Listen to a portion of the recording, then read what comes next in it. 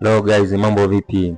Kapinga online hapa bwana. Tumepokea taarifa mbaya juu ya msiba wa shangazi yangu, na huyu ndo shangazi yangu ambaye nilipiga naye picha enzi za uhai wake.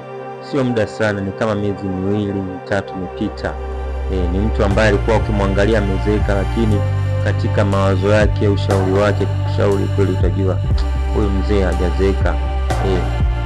Sio mimi tu, ni katika familia yetu pia, uko wetu walikuwa namkubali sana mzee, sababu ni mtu ambaye yani ukimwangalia tu unamwona mzee wa kawaida, lakini ni mzee ambaye ana ushauri mzuri. Yani ni mzee ambaye anakushauri maisha, anajua maisha. Neno lake moja tu ni dawa. So rest in peace shangazi yangu. Unaweza kama umeguswa na msiba huu, unaweza kuchangia chochote unacho guys, chochote kile.